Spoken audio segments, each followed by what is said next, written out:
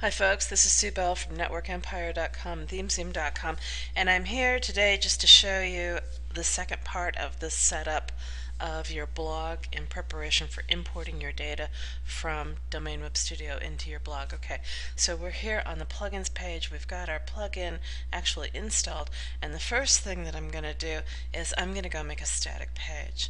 And I'm going to add a new page. I'm going to call it home. I'm just going to say welcome to my blog and publish that really fast. And then the next thing that I'm going to do is I'm going to come down here to settings and I'm going to go to reading, and I want to change the front page so that it's actually that home page that I just created.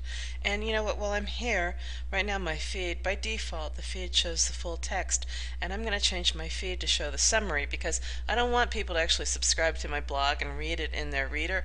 I want them to read the little synopsis, which is intriguing but incomplete, and then come to my blog. So I'm going to save the changes because the blog is where the call to action is, right? So I'm going to save those changes, and then the last change that I want to make is my permalink, and I'm going to change it so that I've got a custom structure so that it's SEO friendly and keyword rich. I'm going to put the category in the front and then the post name. So yeah, you'll see examples of that as we move along, but that's going to make it really keyword rich. And so then if I click Save Changes, because my blog is secure, it's going to come up and tell me that, hey, you should update your htaccess file now. We couldn't do it for you.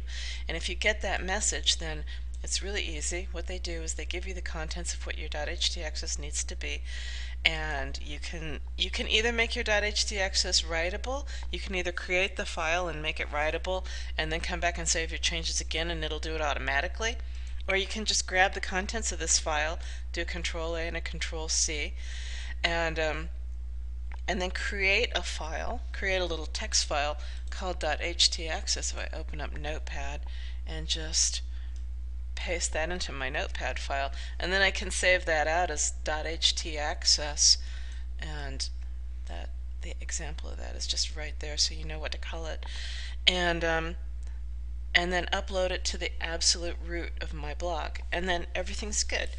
Those are all the setup changes that we need to make to get your blog ready. And so in the next video we'll actually show you how to export your data out of Domain Web Studio and import your data into your blog.